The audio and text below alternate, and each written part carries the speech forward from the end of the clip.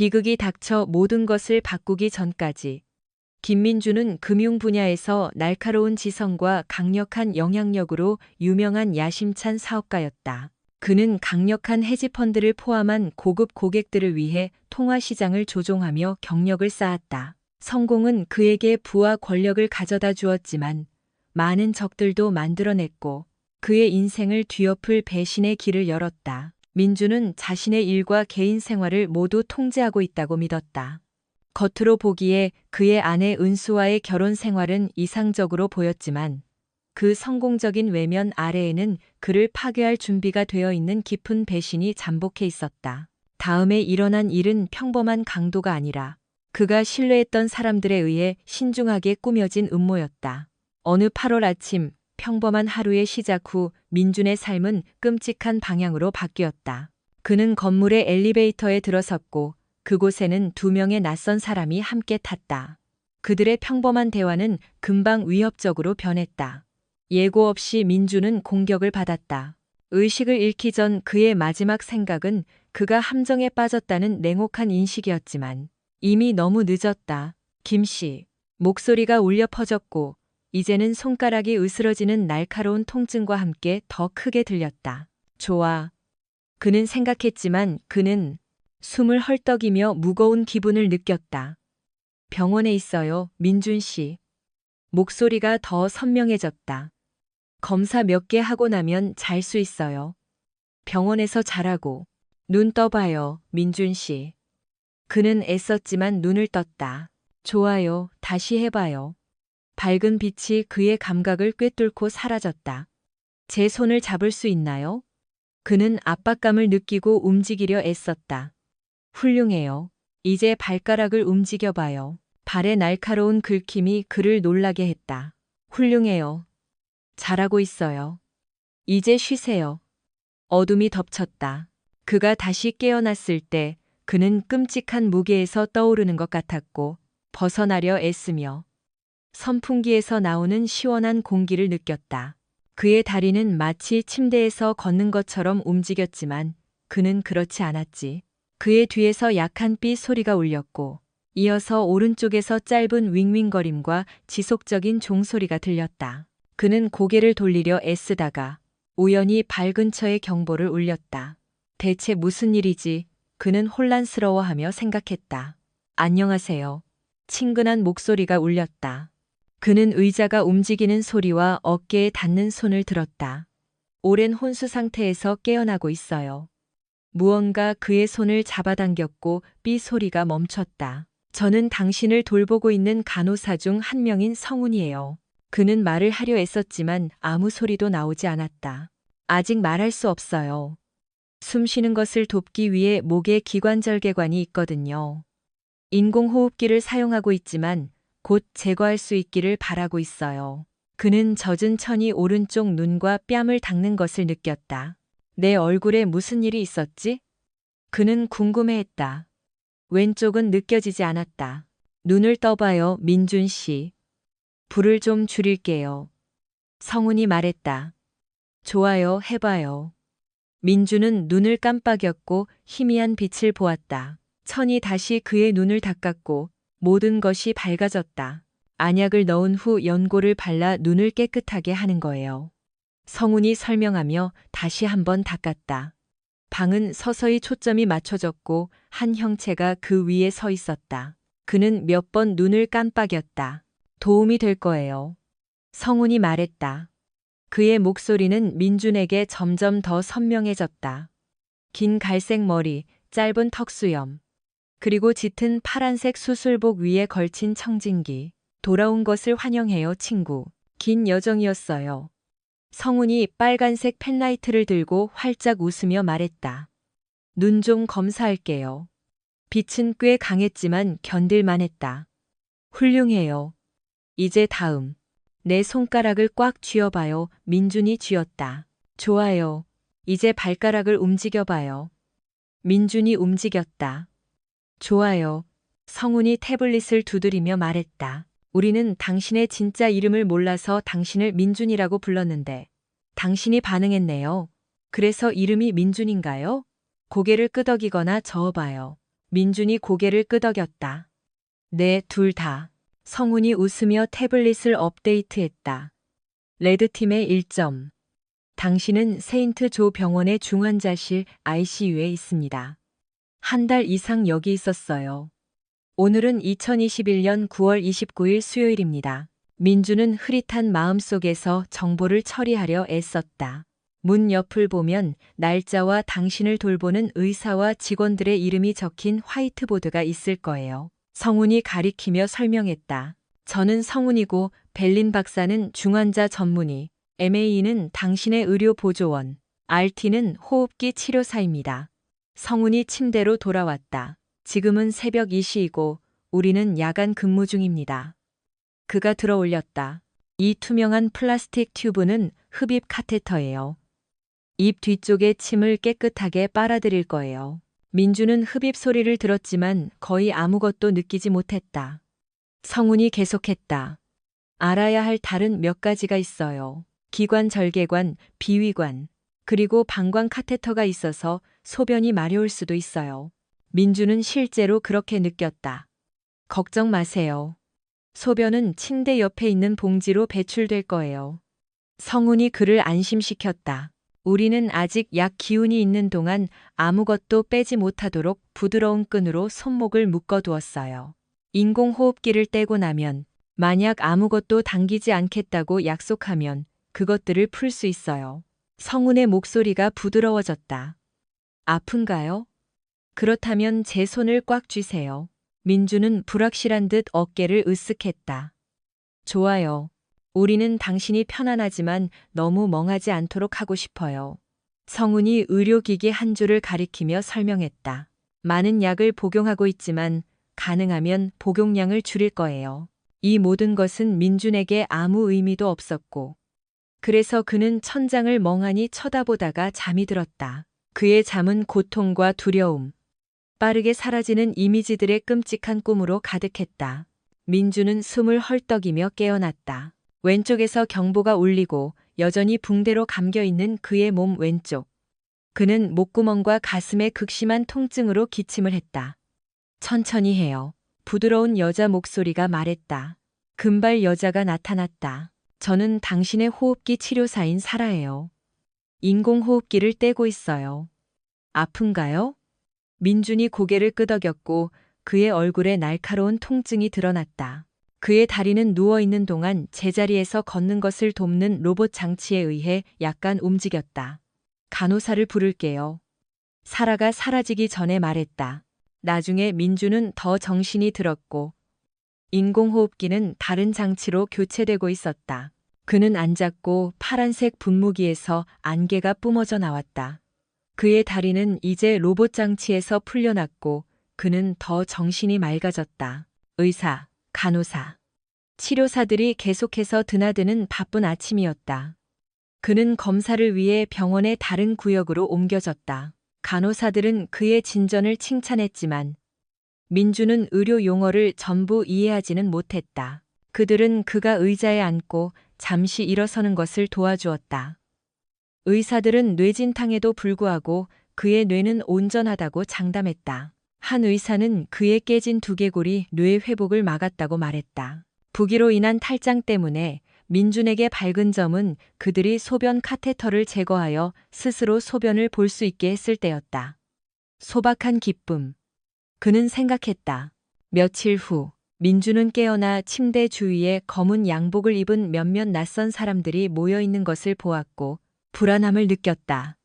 도시, 붉고 헝클어진 머리에 회색 염소 수염을 기른 가장 키 큰 남자가 말했다. 그의 검은 눈은 엄격해 보였다. 저는 에버렛 제이. 말콤 박사입니다. 그가 악수도 하지 않고 계속했다. 민주는 불안하게 침을 삼키고 고개를 끄덕였다. 비록 아직 소변 카테터가 있었지만 그것은 더 작은 것으로 교체되어 일반의와 이야기할 수 있게 해주었다. 심장 판막이었지만 그는 그것을 착용하지 않아서 조용했다. 저는 첨단 의료 및 생화학 발전에 참여하는 의료연구협회를 대표합니다. 말콤 박사가 경멸적인 어조로 말했다. 그는 어깨를 으쓱하며 약간 미간을 찌푸렸다. 우리는 지난 7주 동안 당신의 경과를 추적해왔고 거기에 기여했습니다. 우리는 당신의 재활 과정과 당신이 고려할 수 있는 다른 선택지에 대해 논의하고 싶습니다. 민준의 떨리는 손이 화이트보드에 닿았고 그는 썼다. 이게 다 뭐죠, 박사님? 말콤이 보드를 읽고 대답했다. 선택지를 논의하기 전에 먼저 당신의 현재 상태와 그것을 초래한 원인을 검토하는 것이 최선일 것입니다. 그는 방에 있는 흰색 실험실 가운을 입은 여자에게 신호를 보냈다. 짧은 가운을 입고 짧은 머리에 엄격한 표정을 한 그녀가 태블릿을 들고 다가왔다. 도시, 그녀가 시작했다. 거의 2개월 동안 병원에 계셨습니다. 그녀가 멈추었다. 민주는 쓰려고 했다. 우리는 당신이 어떻게 다쳤는지 정확히 모릅니다. 행인이 당신을 발견했는데 그들은 당신이 강한 타격을 입고 죽었다고 생각했습니다. 그녀는 민준에게 응급실에서 찍은 끔찍한 입원 사진을 보여주었다. 그는 더 잘 보기 위해 고개를 돌렸다. 구급차가 당신을 가장 가까운 지역으로 데려가 사망 진단서를 발급하게 했습니다. 그녀가 계속했다. 하지만 그들은 당신이 거의 죽기 직전이라는 것을 발견했습니다. 이것은 8월 14일에 일어났습니다. 그녀는 정보를 처리하며 눈을 깜빡였다. 그는 신분증이 없었고 그의 지문은 일치하지 않았으며 데이터베이스도, 문신도, 흉터도, 그를 식별할 수술도 없었다. 얼굴 인식은 불가능했다. 민주는 다시 쓰기 시작했지만 그녀가 그를 막았다. 당신이 누구인지는 중요하지 않습니다, 도시. 모든 사람에게 당신은 이미 죽었습니다. 그녀는 그에게 사망 진단서를 보여주었다. 기술적으로 당신은 첫 주에 3번 죽었습니다. 그녀가 멈추었다. 당신은 또한 엄청난 의료비를 누적했습니다. 그녀가 태블릿을 뒤집어 100만 달러 이상을 보여주며 덧붙였다. 그것은 심지어 우리의 생명 구호 조치를 포함하지도 않습니다. 말콤 박사님. 민준이 속으로 생각했다. 말콤 박사가 말했다. 나는 당신이 아직 재활을 시작하기도 전에 이미 빚더미에 앉아 있다는 것을 알아차렸습니다. 당신의 상태는 우리가 당신이 다음 단계를 결정하기 전에 고려해야 한다고 생각하는 특별한 기회를 제공합니다. 동아시아계 남자가 다가와 민준의 침대 발치에서 가볍게 고개를 숙였다. 도시. 그가 짧게 시작했다. 당신이 평범한 삶으로 돌아가기를 희망하기 전에 아직 갈 길이 맵니다. 당신은 여전히 심각한 머리 부상. 제가 열거할 수 있는 것보다 더 많은 골절. 왼쪽에 적어도 부분적인 마비를 유발하는 심각한 척수 손상. 그리고 당신의 왼쪽 눈이 손상되었습니다. 당신의 몸 전체는 주변의 대부분의 조직과 뼈와 함께 파괴되었습니다. 게다가 당신의 생식기관도 심각하게 손상되었고, 당신의 오른쪽 고환이 여전히 기능할 수 있을지 불확실합니다. 이 소식은 감당하기에 너무 컸고, 민주는 그것을 받아들이기 위해 애썼다.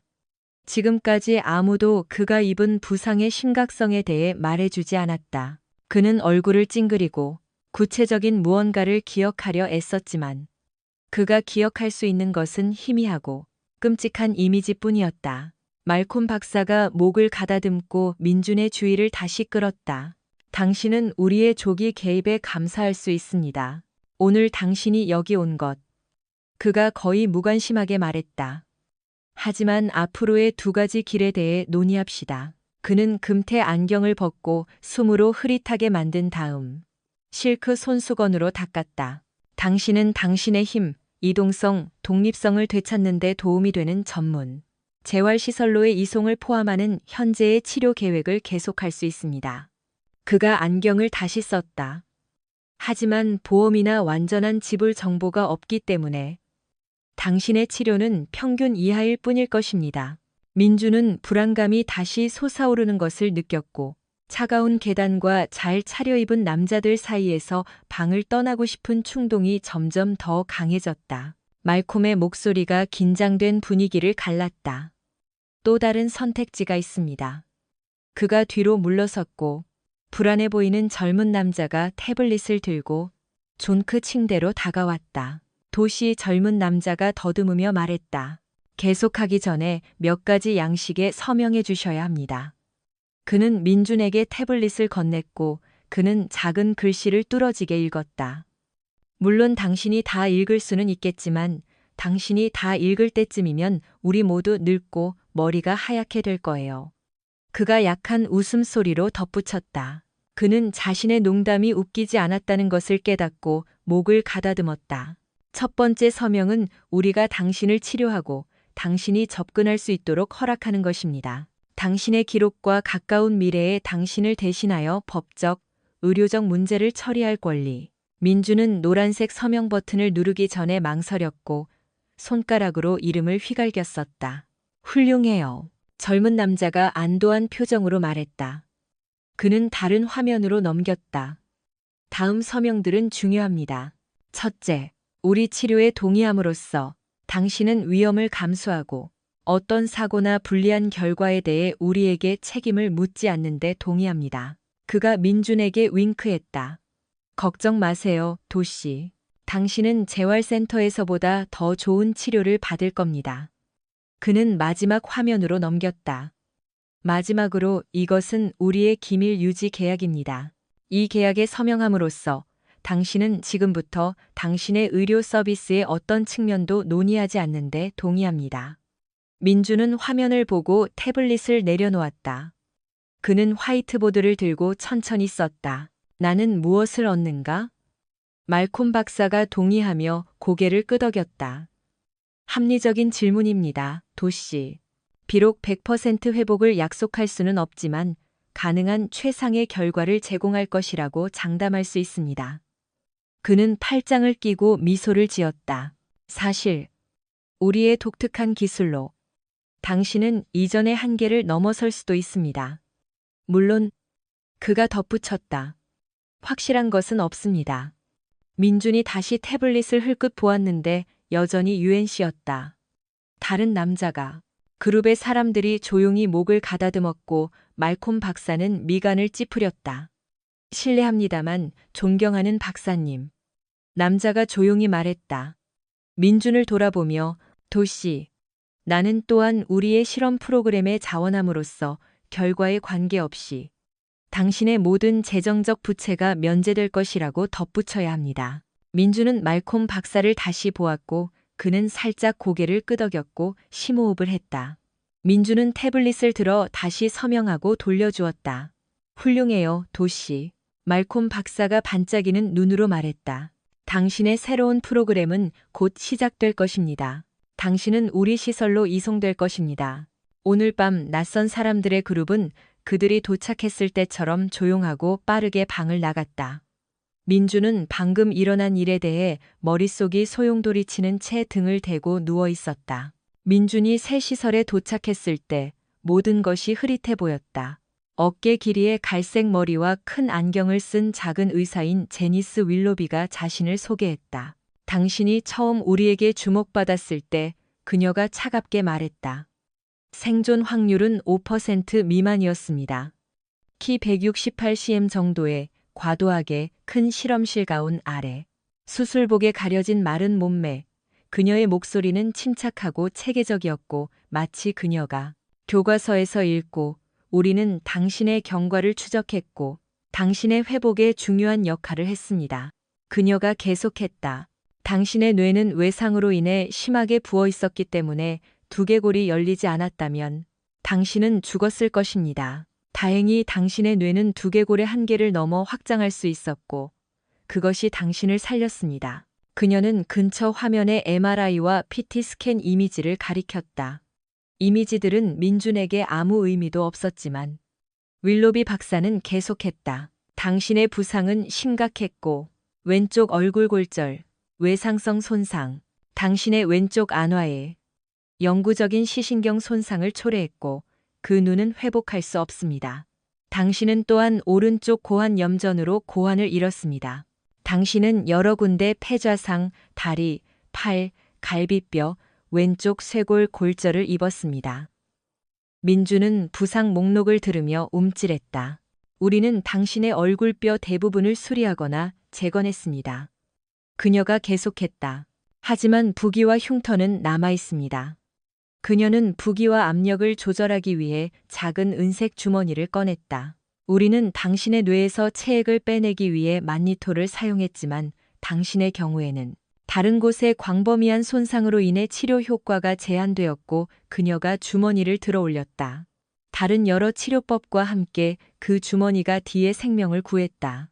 민주는 주머니를 멍하니 쳐다보았고 생각은 혼란스러웠고 몸은 여전히 아팠다. 윌로비 박사의 목소리는 계속되었고 그의 회복에 사용된 첨단 기술을 언급했다. 우리는 또한 인공 혈장 대체물을 도입했습니다. 그녀가 말했다. 그것은 원격 명령에 반응하는 수백만 개의 나노봇을 포함하고 있습니다. 그것들은 혈류를 조절하고 혈전을 예방하고 손상된 조직을 수리하고 이 나노봇들은 평생 당신의 몸에 남아있을 것입니다. 민주는 그녀가 말하는 것을 거의 이해하지 못했고 마치 공상 과학 실험에 참여하는 것처럼 이상하게 느껴졌다. 그녀는 멈추고 그의 눈을 뚫어지게 쳐다보았다. 내일은 다음 치료 단계가 시작될 것입니다. 우리는 척추를 수정하고 당신의 왼쪽 마비를 유발하는 신경 경로를 처리할 것입니다. 민준이 목을 가다듬고 처음으로 목소리를 시험했다. 그건 얼마나 걸릴까요? 그건 일상적인 절차입니다. 그녀가 무심하게 대답했다. 당신은 정오까지 방으로 돌아올 겁니다. 우리는 당신의 왼쪽에 대해 더 잘 알게 될 겁니다. 그 직후의 결손은 괜찮을 것 같아. 의사 선생님. 민준이 약한 비웃음으로 중얼거렸다. 2달 전 8월 14일 토요일. 동부 표준시 오전 7시 직후. 김민주는 집으로 서둘렀다. 그는 버스에서 내려 50층짜리 고층 건물인 그의 아파트 건물로 달려갔다. 그가 지나갈 때 문지기가 고개를 끄덕였다. 니키를 괴롭히는 거야? 그가 투덜거렸다. 시장을 따라잡기 위해 너무 많은 시간을 낭비한 것에 짜증이 났다. 그는 엘리베이터 구역에 도착하여 위로 가는 버튼을 눌렀다. 다른 두 남자가 그를 따라왔다. 그가 기다리는 동안 슬라이딩 도어가 열리고 그들은 모두 엘리베이터에 탔다. 그는 36층 버튼을 눌렀고 한 남자는 40층 버튼을 눌렀다. 민주는 그 층이 그가 예전에 함께 일했던 헤지펀드 소유라는 것을 알고 미간을 찌푸렸다. 당신이 발렌티노 씨 맞나요? 뒤에서 굵은 저지 억양이 물었다. 네, 누구시죠? 민준이 어깨를 으쓱하며 돌아볼 생각도 하지 않았다. 우리 친구 레니가 당신에 대해 말해줬어요. 당신이 시장에서 훌륭한 사냥꾼이라고 말했죠. 어떤 레니? 민준이 돌아서기 시작하며 미간을 찌푸렸다. 딸깍 소리가 나고 그의 머리가 고통과 흰빛의 밝은 섬광 속에서 폭발했다. 조니. 조롱하는 목소리가 들렸다. 이봐 조니. 그는 코에 암모니아의 톡 쏘는 느낌으로 정신을 차렸다. 그의 머리는 욱신거렸고 눈은 따가웠다. 그는 신음하며 움직이려 애썼지만 그럴 수 없었다. 그가 여기 있네. 그 익숙한 조롱하는 목소리가 들렸다. 민준의 시야가 선명해졌고 그는 매 같은 각진 얼굴을 한 중년 남자를 올려다보고 있는 자신을 발견했다. 그 남자는 이탈리아제 3피스 수트를 입고 있었고 검은 머리는 뒤로 빗어 넘겼으며 값싼 향수 냄새가 났다. 그는 여전히 목에서 멀리 떨어진 스멜링 솔트 병을 들고 민준을 내려다보며 활짝 웃었다. 민준의 목이 말랐다. 안녕, 조니. 돌아온 것을 환영해. 당신은 누구야? 민준이 자신의 상황에 대한 더 많은 세부 사항을 알아차리기 시작했을 때 물었다. 그의 팔은 등 뒤로 묶여 있었고 다리는 묶여 있었고 그는 차갑고 단단한 롤리움 바닥에 알몸으로 누워 있었다. 이게 뭐야? 그는 몸부림쳤지만 움직일 수 없었다. 남자는 똑바로 서서 스멜링 솔트 병을 옆으로 던졌다. 그의 미소는 변하지 않았다. 나는 레너드 루소야. 친구들은 나를 렌이라고 부르지. 그가 말했다. 그리고 이것은 그가 주변을 가리켰다. 내 남은 인생의 첫날이야. 아무리 오래 지속되더라도 민준의 머리는 무슨 일이 일어나고 있는지 이해하려 애쓰면서 욱신거렸다. 왜 나한테 이런 짓을 하는 거야? 일어나 얘들아. 레니가 명령했다.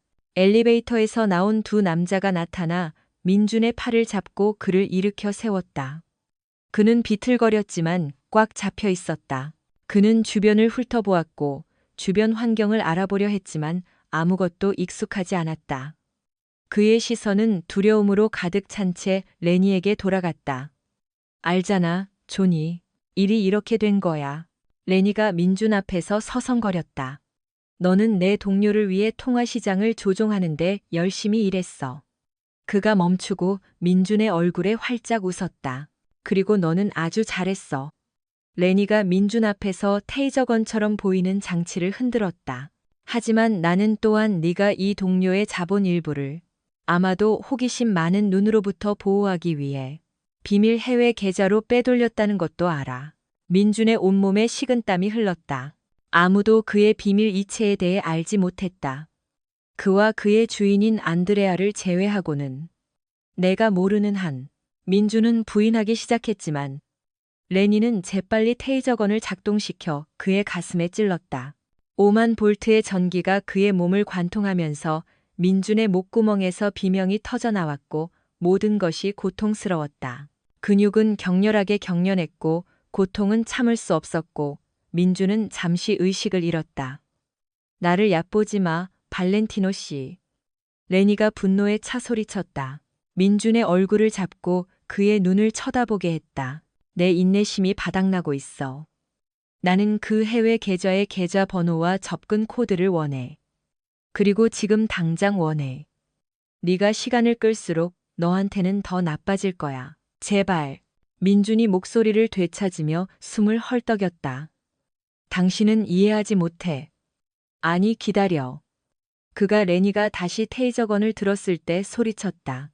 레니가 비웃으며 고개를 저었다. 조니, 엘리가 너에 대해 옳았어. 엘리가 민준의 얼굴을 가리키며 말했다. 민준의 심장이 즉시 멎었다.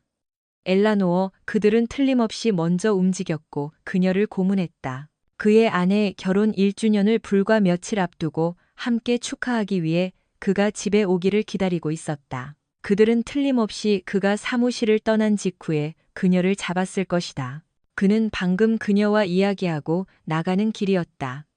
엘라노어. 그는 새로운 힘으로 몸부림쳤고 2명의 깡패가 그를 꽉 잡았다. 그녀에게 무슨 짓을 했어? 그가 물었다. 맹세코. 레니가 마치 최고의 농담을 들은 것처럼 웃음을 터뜨렸다. 내가 뭘 했냐고? 그가 외쳤다. 너 정말 바보구나. 웃음소리는 더욱 커졌다. 뒤에서 민준이 지쳐서 고개를 돌려 주위를 둘러보았을 때. 이봐, 사랑하는 엘리. 이리 와서 이 멍청이한테. 내가 너한테 무슨 짓을 했는지 말해줘. 레니가 불렀다. 민준은 그녀가 나타났을 때 하이힐이 부드럽게 딸깍거리는 소리에 고개를 돌렸다. 안녕, 조니. 그녀가 부드럽게 말했다. 그녀의 목소리는 레니 옆에 서서 그에게 몸을 기댔을 때 낮고 자신감이 있었다. 민준이 그녀를 멍하니 쳐다보았을 때 충격, 혼란, 그리고 가슴 아픈 고통이 그의 머릿속을 휩쓸었다. 그녀가 그를 쳐다보았을 때 그녀의 푸른 눈에는 아무런 감정도 없었다. 엘라노어 드 메르쿠리오 발렌티노, 키 173cm, 여전히 우아해 보였다. 그녀의 빛나는 구리색 어깨 길이 머리는 빛을 받아 반짝였고 그녀는 세련된 연녹색 칵테일 드레스와 10cm짜리 흰색 가죽 하이힐을 신고 있었다. 그녀는 마치 패션 잡지 표지에서 막 나온 것처럼 보였다. 엘리, 뭐야? 민준이 더듬었다. 오, 조니. 레니가 킥킥 웃었다. 너처럼 똑똑한 놈치고는 너 정말 바보구나. 그가 민준을 잡고 있는 남자들에게 활짝 웃었다. 너희는 정말 아무것도 몰랐어. 웃음소리가 그들 주위를 울렸다. 내가 결혼한 이 여자. 레니가 그녀의 허리를 소유욕적으로 감쌌다. 그녀는 내 여자친구야. 두 사람은 그의 앞에서 열정적으로 키스했고 입술은 입술에 혀는 혀에 얽혔다. 민준이 그의 포로들의 꽉 쥔 소나귀 아래에서 거의 쓰러질 뻔했을 때 불신과 분노가 민준을 찢어 놓았다. 어떻게 이럴 수 있어? 네가 그녀와 결혼식장에 들어가기 직전에 내가 그녀와 잤다는 거 몰랐을 거야. 레니가 다시 웃었다.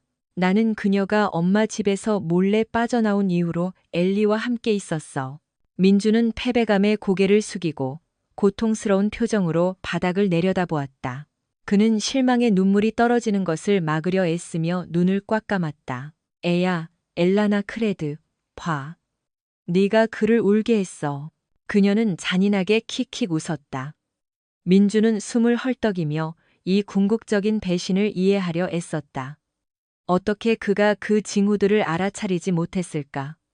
그가 눈을 떴을 때 그녀는 그의 바로 앞에 서 있었고 한때 아름다웠던 그녀의 얼굴에는 경멸적인 비웃음이 일그러져 있었다. 이것은 그가 사랑하고 결혼했던 엘라노어가 아니었다. 그녀는 완전히 다른 사람이었다.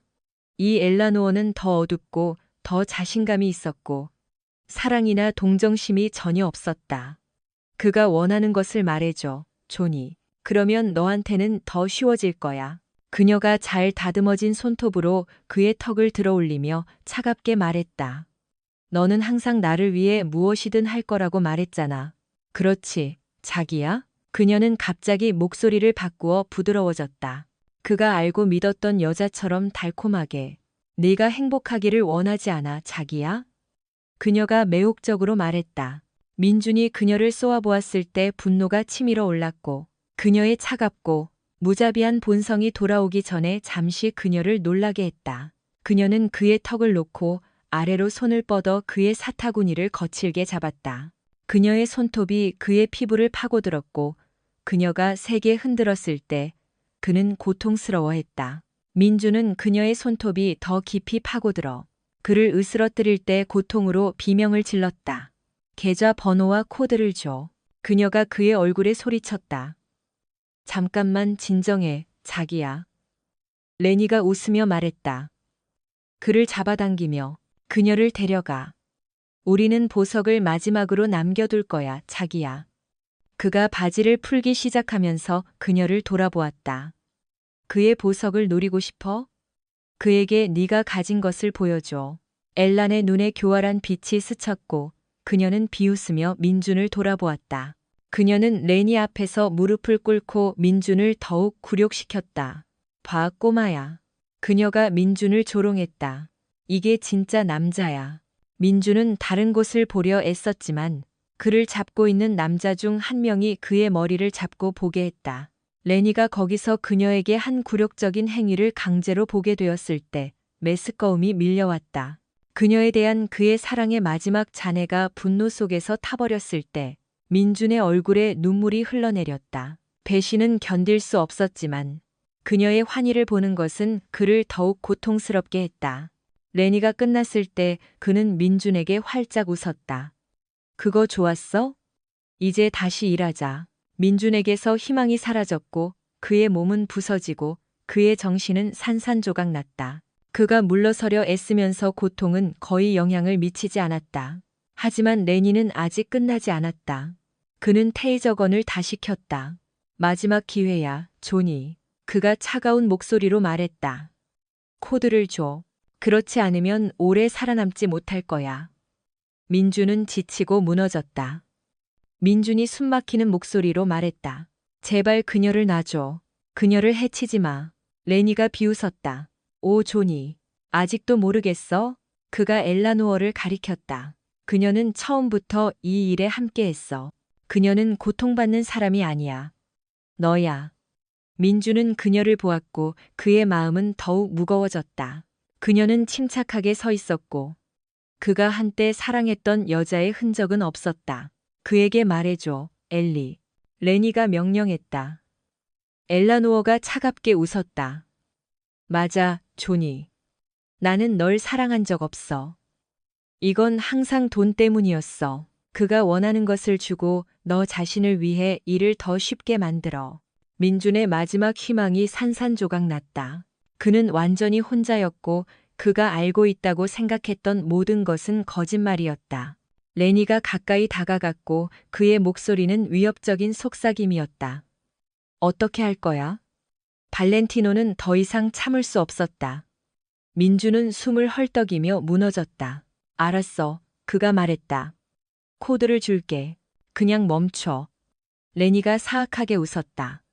착한 아이네. 그들은 민준을 다시 의자로 끌고 갔고 엘라노어는 노트북에 앉아 코드를 입력할 준비를 했다. 이를 악물고 민준은 숫자와 암호를 읽기 시작했고 각 단어는 그의 마지막 의지를 빼앗아가는 것 같았다. 코드를 다 입력한 후 레니는 화면을 확인했고 그의 얼굴은 만족감으로 밝아졌다. 봐, 그렇게 어렵지 않았잖아? 민준은 의자에 주저앉았고 거의 의식을 잃었고 온몸이 아팠다. 끝없는 고문은 그의 시야를 흐릿하게 만들었고 그의 마음은 배신과 고통의 안개 속에 있었다. 이봐, 조니. 협조해줘서 고마워. 레니가 조롱했다. 그가 그의 부하들에게 고개를 끄덕였다. 에스와 폴리, 끝내버려. 민주는 어둠을 받아들이며 눈을 감았다. 그는 더 이상 아무것도 신경 쓰지 않았다. 그가 사랑했던 모든 것은 사라졌다. 갑자기 그의 갈비뼈에 강한 발길질이 가해졌고 그는 새로운 고통으로 움찔했다. 이번에는 느낌이 달랐고 잔인한 만족감이 있었다. 민주는 그들에게 코드를 줄 만큼 오래 살았다는 것을 깨달았지만 그의 깊은 곳에서는 죽기를 거부하는 무언가, 꺼지지 않는 분노의 불꽃이 있었다. 마지막 절망적인 행동으로 민주는 묶인 손을 들어 올리고 남은 힘을 다해 레니의 사타구니를 때렸다. 레니는 비명을 지르며 고통으로 뒤로 비틀거렸다. 나는 네가 이기게 두지 않을 거야. 민준이 중얼거렸고 그의 부서진 몸에 마지막 저항을 불어넣었다. 레니는 분노에 차 자신을 움켜쥐고 으르렁거렸다. 이 개자식. 민주는 그의 얼굴을 강타하는 부츠를 보지 못했고 그를 마지막으로 어둠 속으로 빠뜨렸다. 민준이 심연 속으로 빠져들면서 그는 레니의 분노에 찬 비명 소리를 듣고 냉혹한 만족감을 느꼈다. 그가 나를 물었어. 젠장. 그가 나를 물었어. 부츠. 차가 떨어져 그의 머리를 강타했고 그러자 침묵만 남았다. 현재로 돌아와서 10월 15일 금요일이었다. 모니크 티비도는 혼혈 여성으로 프랑스인 어머니와 아프리카계 미국인 아버지의 가장 좋은 특징을 물려받았다. 각진 얼굴, 높은 광대뼈, 그리고 짙은 회색 눈은 그녀에게 매혹적인 외모를 주었다. 그녀의 머리는 밝게 탈색되었고 곧게 펴서 어깨까지 내려왔으며 비스듬한 앞머리는 그녀의 얇은 눈썹과 날카로운 시선을 강조했다. 모니크는 보통 딱 맞는 레깅스와 탱크톱을 입었다. 민준과의 수중 치료 시간에 그녀는 꽤 노출이 심한 원피스 수영복을 선택했다. 민준은 척추 수술 직후 모니크를 만났고 그 이후로 그들은 무수히 많은 시간을 함께 보냈다. 그가 걷기나 저항 운동을 지도하지 않을 때 그녀는 옷 입기, 요리, 식사, 샤워, 면도와 같은 일상적인 일을 도와주었다. 마사지 치료사로서 그녀는 또한 그가 타자, 문자, 리모컨 사용과 같은 일상적인 기능을 되찾는 것을 도와주었다. 민주는 그가 그녀에게 아무리 화를 내거나 모욕을 주더라도 그녀에 대한 감탄과 좌절이 뒤섞인 감정을 가지게 되었다. 모니크는 항상 명랑하고 낙관적이었다. 비록 짜증이 났지만 그는 그녀의 성공을 부인할 수 없었다. 그가 힘과 독립성을 되찾았을 때 그는 나노봇이 그의 재활에 중요한 역할을 하여 근육이 더 빨리 회복되고 탄탄해지는 데 도움이 되었다는 것을 알았다. 토요일 밤, 모니크는 그의 방에 나타났고 테리클로스 목욕 가운을 입고 쟁반을 들고 있었다. 그녀는 그의 지친 표정에 미소를 지으며 살짝 웃었다. 나를 보고 별로 기뻐 보이지 않네, 민준. 그녀가 그의 킹사이즈 침대 가장자리에 앉으며 놀렸다. 가운이 무릎 위로 올라가 그녀의 길고 하얀 다리를 드러냈다. 안심해. 나는 걱정하지 않아. 어떤 공식적인 자격으로 여기에. 글쎄 꼭 그런 건 아니야. 그녀가 짓궂은 미소를 지으며 덧붙였다. 민준이 투덜거렸다. 나는 오늘 일이 끝난 줄 알았는데. 사실 그는 그녀의 존재에 정말로 신경 쓰지 않았지만 매일 그녀에게 더 끌렸고 온몸이 쑤시고 숙면을 기대하고 있었다. 나는 아까 윌로비 박사와 이야기했어. 모니크가 침대 위에 쟁반을 놓으며 말했다. 그녀가 샘플이 필요하다고 언급했어. 그녀가 짓궂게 웃었다. 정확히는 씨앗 샘플. 민준의 눈이 놀라서 커졌다. 뭐? 모니크가 활짝 웃었다. 그녀는 네가 내일 아침에 스스로 검사를 받기를 원했지만 우리가 샘플을 얻을 수 있다고 그녀를 설득했어. 곧바로 그녀는 쟁반에서 작은 꾸러미를 들어 올렸다. 민주는 그녀가 일어나서 천천히 가운을 벗고 그것이 떨어지게 했을 때 할 말을 잃었다. 그의 눈은 그녀의 모든 움직임을 따라갔고 그녀의 완벽한 몸을 감상했다. 그녀는 침대에 앉아 부드러운 손으로 그의 흉터진 얼굴을 감쌌다. 그녀는 그에게 키스했고 민준의 마음은 소용돌이쳤다. 그는 오랫동안 그녀의 아름다움에 감탄했지만 이것은 결코 상상하지 못했다. 그녀의 손길은 부드럽지만 강렬했고 그의 깊은 곳에서 무언가를 불러일으켰다. 부상 후 처음으로 민주는 욕망을 느꼈다. 모니크는 샘플은 고전적인 기술적 정확성으로 만들어졌지만 그녀의 행동의 친밀함은 부인할 수 없었다. 그녀가 끝났을 때 그녀는 일어나서 쟁반을 들고 문으로 향했다. 민준의 시선은 여전히 그녀를 따라갔고 그녀의 우아한 움직임에 매료되었다. 그녀가 문에 도착했을 때 문이 갑자기 열렸다. 윌로비 박사가 감정 없는 표정으로 들어왔다. 그녀는 말없이 모니크에게서 쟁반을 받고 떠났다. 모니크는 미소를 지으며 민준을 돌아보았다. 그녀는 침대로 걸어갔고 가운은 여전히 열려 있었고 이불 속으로 들어가 그의 옆에 누웠다. 민준은 그녀를 맞이했다. 그들이 다시 키스했을 때 이번에는 더 열정적으로 그는 그녀를 팔로 감쌌다. 그들이 마침내 헤어졌을 때 모니크는 그를 다정하게 쳐다보았다. 이제 우리는 마음껏 사랑을 나눌 수 있어. 그녀가 속삭였다. 그녀의 말은 그의 귀에 음악처럼 들렸다. 민주는 그가 겪은 모든 일 후에 다시는 따뜻함이나 연결을 느낄 수 있을 것이라고 생각하지 않았지만 이제 그녀는 그를 다시 살아나게 하고 있었다. 그들의 관계는 깊어졌고 육체적 회복과 정신적 지지가 결합되었다. 모니크는 항상 그의 곁에 있었다. 모니크는 그의 회복의 가장 어두운 순간들을 통해 그를 안내했고 동시에 민주는 단편적인 기억들을 재구성하고 정신적 외상을 다루기 위해 집중적인 심리 상담을 받았다. 그가 겪었던 폭력의 기억이 밀려오면서 그는 악몽을 꾸기 시작했다. 어떤 물리치료나 나노봇 기술도 그의 정신적 고통을 덜어줄 수는 없었지만 매일 아침 모니크의 품에서 깨어나는 것은 그에게 약간의 평화를 가져다 주었다. 민준의 육체적 회복이 진행되면서 연구소의 다른 직원들도 자신의 잠재력을 알아차리고 그는 자신의 몸의 한계를 시험하고 싶어 했고 힘 테스트에서 지구력 테스트까지 다양한 도전을 겪었다. 심지어 한때는 그를 첨단 기술의 선텐 부스에서 극심한 태양 복사에 노출시키고 그의 피부가 손상 없이 그 학대를 흡수하는 것을 관찰했다. 비록 결국 인상적인 구릿빛 피부를 얻었지만 그는 아직 올림픽 선수 수준은 아니었지만 그의 잠재력은 부인할 수 없었다. 그러나 의사들을 계속해서 걱정시키는 한 가지 문제가 있었다.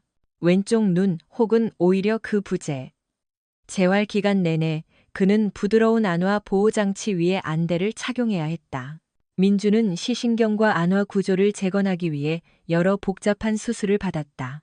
마침내 그가 인공 눈을 받을 준비가 된 날이 왔다. 의사들로 가득 찬 방에 앉아 민주는 그 장치의 장단점을 설명하는 것을 들었다. 한 의사가 그에게 모델을 보여주며 그것이 그의 남은 신경 섬유와 어떻게 연결될지 설명했다. 이것은 첨단 기술이고 매우 실험적입니다. 의사가 설명했다. 그래서 나는 실험용 쥐인가요? 민준이 분위기를 가볍게 하려 애쓰며 농담했다. 그렇습니다. 의사가 대답했다. 하지만 다른 한편으로 잃을 것이 무엇이 있겠습니까? 민준이 킥킥 웃었다. 그래서 이 새 눈으로 나는 더 이상 눈이 멀지는 않겠지만 명확하게 보지도 못할 것입니다. 우리는 수술 후에야 확실히 알 수 있습니다. 의사가 대답했다. 하지만 우리는 야간 시력이 개선될 것으로 기대합니다. 그러나 인공장치 때문에 색상이나 깊이 인지 능력은 없을 것입니다. 민준이 항복하며 손을 들고 기술적인 논의를 멈추었다. 그냥 하고 결과를 보자. 어디에 서명해야 하나? 수술은 다음 날 진행되었고 민주는 붕대를 감았다. 그의 조직이 치유되는 동안 나노봇들이 그 과정을 도울 것으로 기대되었고 모두가 초조하게 결과를 기다렸다. 회복 기간 동안 말콤 박사가 잠시 나타났다. 비록 감정적으로는 멀게 느껴졌지만 민준의 진전을 칭찬했고 연구소는 또한 민준에게 그가 겪었던 잔인한 공격을 초래한 과거와 재정 거래에 대한 정보를 제공했다. 민준은 컴퓨터 앞에서 몇 시간을 보내며 스스로 조사를 했고 부패한 계좌에서 돈의 흐름을 추적하고 적들의 모든 디지털 발자취를 조심스럽게 재구성했다. 과거를 놓아두라는 법무팀의 조언에도 불구하고 민준은 자신에게 고통을 안겨준 자들에게 복수하기로 결심했다. 민준이 사회에 다시 통합되면서 그의 얼굴의 흉터는 그를 알아볼 수 없게 만들었다. 그의 이전 삶의 모든 사람들은 그를 멀리했고 비록 의사들이 성형수술을 제안했지만 그는 거절했다. 흉터는 그의 전처 엘라노어와 그녀의 애인 레니에 대한 그의 증오를 상기시키는 것이었다. 민주는 아직 그들을 놓아주지 않았고 아직 멀었다. 2021년 12월 17일 금요일 스위트 지미로 알려진 지미 심스는 화장대 앞에 앉아 마지막 화장을 하고 있었다.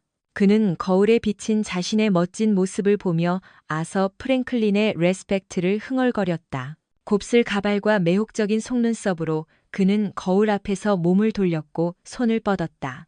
그의 스팽글 드레스는 분장실 문을 두드리는 소리에 방해를 받았다. 스위트 지미, 손님 맞을 준비가 안 됐어. 그가 달콤한 목소리로 불렀다. 잠긴 문이 척할될 때 튀어나왔고 키 큰 형체가 들어왔다. 파란색 청바지와 후드티를 입고 후드를 낮게 내려 얼굴을 가렸다. 내 시간을 많이 뺏지는 않을게, 지미. 낮은 목소리가 울렸다. 지미는 창백해졌고 등골이 오싹해졌다. 긴장 풀어, 친구. 그 형체가 말했다. 너를 해치러 온 게 아니야. 지미는 조심스럽게 거울을 돌아보았고 그의 뒤에 있는 남자를 힐끗 보았다. 짚어 올려줘. 그래 자기? 그가 평소의 활기찬 모습을 되찾으려 애쓰며 물었다. 민주는 코웃음을 치고 지미의 가운 지퍼를 올리기 위해 다가갔다. 너무 다정하네. 지미는 항상 그의 가장 큰 팬들을 위해 시간을 내지. 지미가 조용히 말했다. 그리고 너는 확실히 내 가장 큰 팬 중 하나야. 민주는 조용했지만 방 안의 긴장감은 또렷했다. 나는 다른 아이디어가 있어. 민준이 조용히 말했다. 은혜. 오, 너무 다정하네. 지미는 은혜 베푸는 것을 좋아해. 지미가 두꺼운 플랫폼 하이힐을 신고 끈을 묶으며 조용히 말했다. 금요일 밤에 클럽에 와. 그러면 네가 필요한 것을 얻게 해줄게. 너무 다정해. 지미는 마스카라 번짐을 고치기 전에 거울에 키스를 날렸다. 하지만 네가 정말 원하는 게 뭔지 말해주지.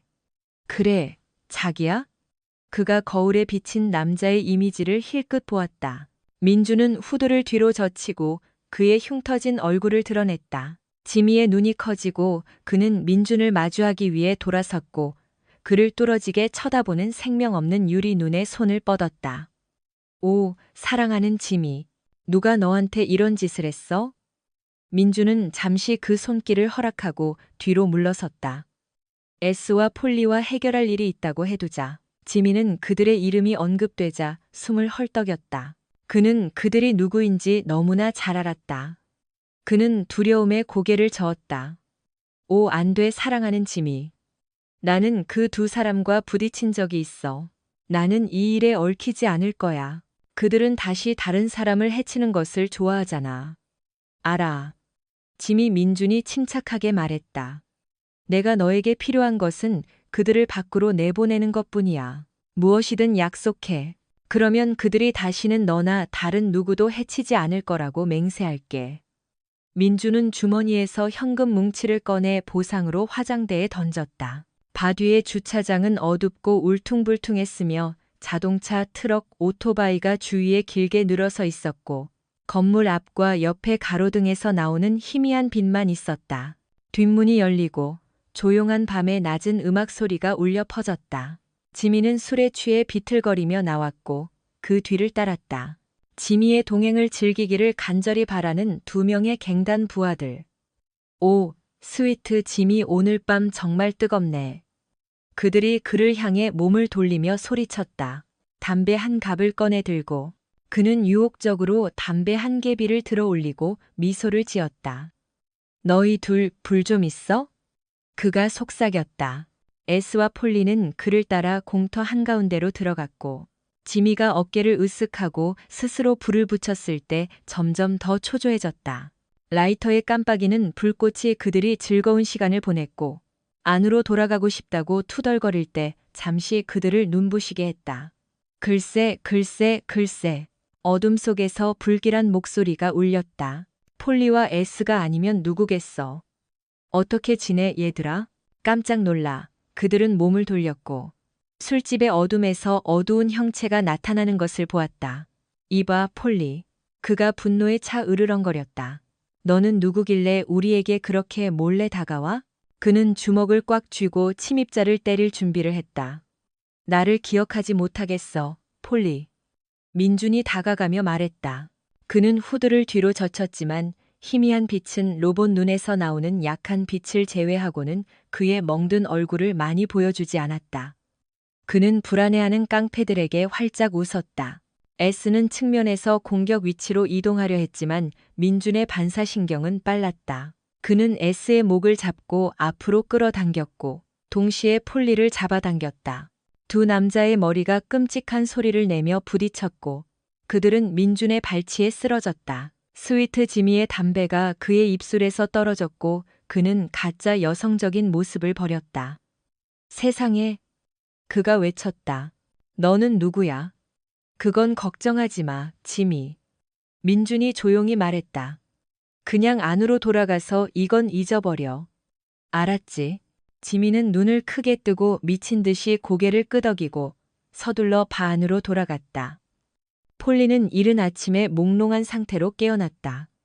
신선한 바닥 공기와 갈매기 소리에 그는 주변을 파악하려 애쓰면서 방향 감각을 잃었다.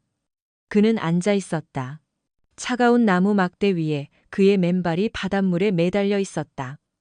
다른 한 사람이 그의 맞은편에 앉아 똑같은 상태였다. 폴리는 등에 따개비가 붙어 있는 것을 느꼈고 그러다 뒤에 있는 나무 기둥에 묶여 있다는 것을 깨달았다. 그의 입은 재갈이 물려 있었고 그의 손은 앞쪽으로 꽉 묶여 있었다. 그러다 그는 다리 사이를 내려다보았고 공포의 눈이 커졌다. 그의 살은 아래의 나무 막대에 못 박혀 있었고 그의 몸에서 가장 민감한 부분을 관통하는 큰 못이 있었다. 다른 한 사람도 똑같은 상황에 처해 있었고 그의 맞은편에 앉아 있었다. 폴리가 그것을 깨닫는 순간 고통이 그의 온몸을 꿰뚫었고 그가 움직이려 할수록 더욱 심해졌다. 부드러운 파도가 나무 기둥을 쳤고 그의 얼굴과 가슴에 물이 튀었다. 그는 신음했고 자신의 상황을 깨달았을 때 재갈 너머로 비명을 지르기 시작했다. 좋은 아침, 얘들아. 민준이 시야에 들어서며 따뜻하게 그들을 맞이했다. 물이 그의 허리까지 차올랐고 그가 다가왔다. 너희가 깨어날 수 있을지 확신할 수 없었어. 너희가 익사할 줄 알았거든. 그가 킥킥 웃으며 말했다. 두 남자는 공포에 질려 그를 쳐다보았고 그들을 내려다보는 흉터진 얼굴과 기계 눈을 알아보지 못했다. 너희 자신의 작품을 알아보지 못하겠어? 민준이 물었다. 레니는 어떻게 지내? 내가 그를 물려했을 때 그는 두 사람 사이를 번갈아 보았고 그러다 갑자기 무언가를 깨달았다. 그들의 표정은 더욱 공포에 질려 있었다. 글쎄 재갈이 물려 있어서 나한테 많은 것을 말해줄 수는 없을 것 같네. 그가 웃으며 바다에서 막 건져 올린 듯한 따개비가 붙은 오래된 녹색 와인병을 들어 올렸다. 쓰레기 버리는 거 싫지 않아? 특히 요즘은 많은 것을 재사용할 수 있을 때? 그는 위로 솟아있는 따개비로 덮인 나무 기둥들을 가리켰다. 예를 들어 이 병. 그가 말하며 S의 머리 위로 그것을 휘둘렀다. S는 병이 뒤에 나무 더미에 부딪혀 산산조각이 났을 때 움찔했고 유리 조각들이 그의 허벅지에 떨어졌다. 이제 이 병은 자르는데 사용할 수 있어. 민준이 선언하며 유리 조각을 움켜쥐었다. 내가 보여줄게. S는 민준이 그의 가슴을 기둥에 묶고 있던 밧줄을 서투르게 자르며 그의 피부를 몇 번 베었을 때 재갈 너머로 신음했다. 밧줄이 떨어졌다. 조심해. 민준이 경고했다. 들보에서 떨어져서 그 못에 매달리지 마. S의 눈이 또 다른 파도가 밀려와 더 높이 솟아올랐을 때 커졌다. 그는 두려움에 들보를 꽉 잡았다. 민주는 폴리를 돌아보며 그의 밧줄을 자르기 시작했고 젠장. 이라고 중얼거렸다. 조수가 생각보다 빨리 차오르고 있어. 그는 폴리의 밧줄을 잘라 그것이 풀리게 했다. 이제 그들을 함께 묶고 있는 것은 얇은 밧줄 하나뿐이었고 물이 그들 주위로 솟아오르면서 그들을 취약하게 만들었다. 민주는 뒤로 물러서서 그들의 묶인 손과 발에 부서진 병 조각을 겨누었다. 너희는 두 가지 선택지가 있어. 그가 말했다. 그의 목소리는 그들이 공포에 질려 쳐다보았을 때 단호했다. 밧줄을 자르거나 익사하거나. 그가 그들의 손목 쪽으로 고개를 끄덕였다. 요즘 나는 많이 피를 흘렸고 몇 가지를 배웠어. 그가 비밀을 공유하는 것처럼 활짝 웃으며 덧붙였다. 과다출혈로 죽는 것은 매우 쉬워. 그러니 너희는 조심해. 더 높은 파도가 밀려와 거의 들보에 닿았다.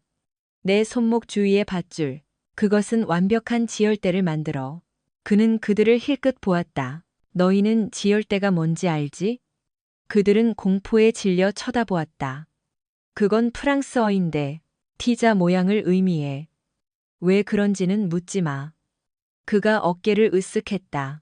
어쨌든 너희가 자르려는 곳 아래에 그것을 꽉 묶어. 그러면 스스로를 해방시켰을 때 과다출혈로 죽지 않을 거야. 그의 미소는 사악해졌다. 아니, 피가 빠져나가는 일은 없어. 또 다른 파도가 밀려와 그들을 쓸어버릴 뻔했다. 피가 빠져나가는 것. 그가 천천히 반복했다. 멋진 단어지? 프랑스어가 아니야. 라틴어인데 피가 없다는 뜻이야. 물이 솟아올랐다. 서둘러. 몇 분만 있으면 조수가 너희를 덮칠 거야. 그러니 서둘러. 그는 손에 든 물병을 힐끗 보았다. 미안. 병을 하나밖에 못 찾아서 너희가 나눠 써야 해. 큰 파도가 밀려와 그들을 거의 물속으로 쓸어버릴 뻔했지만 민주는 잠시 그들을 붙잡아 두었다. 그들은 감사한 표정으로 그를 쳐다보았다. 나는 물병을 여기에 둘 수 있었어. 그가 중얼거렸다. 하지만 파도에 휩쓸릴 수도 있었겠지. 그가 멈추고 계산했다. 아니면 이렇게 하자. 레니와 엘라노어가 어디 있는지 먼저 말해주는 사람에게 그것을 줄게. 두 남자는 절망적인 시선을 교환했다. 너무 오래 걸리지 마. 민준이 경고했다. 시간은 흐르고 있었다. 그날 밤. 번쩍이는 검은색 링컨 컨티넨탈이 도시의 거리를 따라 차는 차고의 임원용 주차 구역의 엘리베이터 옆에 멈췄다. 운전사가 레니의 문을 열어주었고 그런 다음 그는 엘란이 내리는 것을 도왔다. 그들은 엘리베이터로 들어갔고 레니는 그의 펜트하우스로 올라가는 버튼을 눌렀다. 갑자기 엘리베이터가 5층에서 멈췄다. 후드티를 입고 선글라스를 쓴 큰 남자가 들어왔다. 레니가 그를 쏘아보았다. 이건 개인 엘리베이터야. 그가 쏘아붙였다. 공용 엘리베이터를 이용해. 남자는 조용히 검은색 출입 카드를 들어 올려 VIP 슬롯에 스와이프하고 낮은 층으로 내려가는 버튼을 눌렀다. 엘리베이터 문이 닫혔다. 다시 문 닫아. 너 정말 배짱이 좋구나. 레니가 으르렁거리며 놈의 어깨를 잡으려 손을 뻗었다. 그는 남자가 몸을 돌려 테이저건의 전극을 그의 목구멍에 들이댈 것이라고는 예상하지 못했다. 엘레노어는 장치가 계속해서 찰칵거리며 레니를 경련하게 만들고 바닥에 쓰러뜨렸을 때 비명을 질렀다. 그녀는 남자가 그녀 앞에서 서성거리며 후드를 뒤로 젖혔을 때 공포에 휩싸여 꼼짝 않고 서 있었다. 안녕 자기야. 민준이 즐겁게 말하며 선글라스를 벗었다. 나 보고 싶었어? 그는 그녀가 그의 흉터진 얼굴의 공포를 알아차릴 시간을 몇 초 주었다. 가짜 눈을 그녀에게 쏘기 전에 그녀가 레니 옆에 쓰러졌을 때 민주는 제어판으로 돌아가 1층 지하실의 구급차 배치 구역으로 차를 돌리기 위해 탈출키를 뽑았다. 레니는 계속해서 뺨을 맞는 것에 정신을 차렸다. 이봐, 레니. 일어나. 결과를 마주할 시간이야. 민준이 그의 경련하는 몸을 내려다보며 소리쳤다. 레니는 정신을 차리려 애쓰며 고개를 저었고 자신이 움직이는 것처럼 보이는 작은 구획의 바닥에 팔다리가 묶여 있다는 것을 깨달았다. 그는 또한 완전히 알몸이었다. 그리고 추위에 떨고 있었다. 뭐야? 그가 중얼거렸다. 고개를 들어 그의 위에 서 있는 변형된 형체를 알아차렸을 때 눈이 커졌다. 누구야? 나를 기억하지 못하겠어? 민준이 즐겁게 물었다. 우리는 몇 달 전에 아주 가까웠잖아. 뒤에서 억눌린 신음소리가 났고 레니는 다른 몸이 그의 등에 눌리는 것을 느꼈다. 사랑하는 엘리. 오, 사랑은 멋져. 민준생이 말하며 레니의 얼굴을 잡고 그가 그의 전처인 엘라나를 볼 수 있도록 칸막이에 기대어 앉혔다. 그녀도 마찬가지로 묶여 있었고 차가운 가판 위에 태아 자세로 웅크려 있었고 그의 발치에서 걷잡을 수 없이 울고 있었다. 자, 엘리. 민준이 꾸짖었다. 그렇게 비관적으로 굴지 마. 그에게 말해줘. 엘라노어가 민준의 변형된 얼굴을 올려다보았고 걷잡을 수 없이 울음을 터뜨렸다. 제발, 민준. 그녀가 속삭였다. 그녀의 흐느낌 사이로 거의 들리지 않았다. 존이 레니가 멍하니 물었다. 하지만 너는 죽었잖아. 폴리와 에스는 그들이 너를 상어 먹이로 던졌다고 말했어. 민준이 웃으며 고개를 저었다. 오, 레니. 그들이 일을 망쳤어. 나는 무심코 차에서 길로 굴러떨어져서 그들이 돌아와서 그를 끝내지 못했어. 그가 조롱하며 양팔을 벌렸다. 그래서 그들이 너한테 거짓말을 한 거네? 요즘은 좋은 일꾼을 구하기가 힘들어. 그들 아래의 가판이 약간 흔들렸다. 민준이 몸을 돌려 레니는 작은 사다리로 걸어가 위에서 캔버스 가방을 끌어내렸다. 그는 안을 뒤져 어두운 플라스틱으로 쌓인 벽돌 크기의 꾸러미 2개를 꺼냈다. 그는 각 꾸러미를 그들의 머리 위 칸막이 양쪽에 붙이고 각 꾸러미의 작은 버튼을 눌러 빨간 불이 깜빡이게 했다. 너 대체 뭐 하는 거야? 레니가 물었고 그의 목소리는 점점 더 공포에 질려 있었다. 글쎄, 레니. 나는 좀 짜증이 났어. 민준이 마치 평범한 대화를 나누는 것처럼 편안하게 말했다. 네가 나한테 한 모든 일 후에 너는 나를 없앨 친절조차 없었어. 그가 활짝 웃었다. 겁에 질린 남자에게 복수. 아팠어? 그가 무심하게 손짓했다. 우리는 지금 이 작은 순양함을 타고 아우터 뱅크스 앞바다에 떠 있어. 아무도 눈치채지 못할 거야. 그가 가방에 손을 뻗어 콘크리트 블록 2개를 꺼내 각 사람 옆에 하나씩 놓았다. 밧줄을 사용하여 그는 각 블록을 그들의 묶인 다리에 묶었다. 나는 선체 주위에 폭발물을 설치했어. 민준이 침착하게 설명했다. 내가 그것들을 터뜨리면 바닥이 가라앉고 너희는 익사할 거야. 그가 그들의 공포를 즐기며 환희에 찼다. 너희 그거 알아? 훌륭해. 귀상어는 여기를 통해 이동해. 그가 비웃었다. 너희 둘 다 알게 되어 기뻤어. 레니와 엘렌은 공포에 질려 소리쳤다. 그들의 절망적인 간청이 작은 방에 울려 퍼졌다. 민주는 그들을 무시하고 해치 문으로 가는 사다리를 오르는데 집중했다. 그는 그들의 운명에 맡기고 떠났다. 가판에 도착했을 때 그는 어둠 속을 둘러보았고 모든 방향으로 뻗어있는 끝없는 바다만 보았다. 그의 강화된 광학 눈으로도 그는 배의 한쪽으로 이동하여 넘어갔고 유람선 옆에 묶여있던 회색 고무보트에 재빨리 뛰어내렸다. 붓을 내린 후 그는 밧줄을 당겼다. 선의 모터가 작동했고 그는 조난당한 배에서 천천히 미끄러져 나갔다. 민주는 주머니에 손을 넣어 방아쇠를 꺼냈다. 그는 망설임 없이 스위치를 켰고 폭발 소리가 팽창식 보트를 통해 울려 퍼져 그의 다리를 흔들었다. 만약 그가 뒤를 돌아보았다면 그는 작은 보트가 흔들리는 것을 보았을 것이고 그러다 몇 초 만에 파도 아래로 가라앉아 아무 흔적도 남기지 않았을 것이다. 해안으로 돌아가는 데는 거의 이 시간이 걸렸고 민주는 미래를 생각하며 어둠 속에서 미소를 지었다. 그의 영혼에서 짐이 벗겨졌고 몇 년 만에 처음으로 모니크가 주변에 흩어져 있는 몇몇 잡지를 남겨두었기 때문에 희망을 느꼈다. 그 잡지에는 검은 눈과 날카로운 광대뼈를 가진 잘생긴 유명인과 남성 모델의 이미지가 있었다. 그의 눈은 다른 눈과 일치하도록 쉽게 수정될 수 있었거나 적어도 전문가가 그렇게 말했다. 그는 바닷물이 얼굴에 튀었을 때 한숨을 쉬었다. 그는 심지어 연구소 직원들의 끊임없는 재촉과 잔소리를 한동안 견딜 수도 있었다.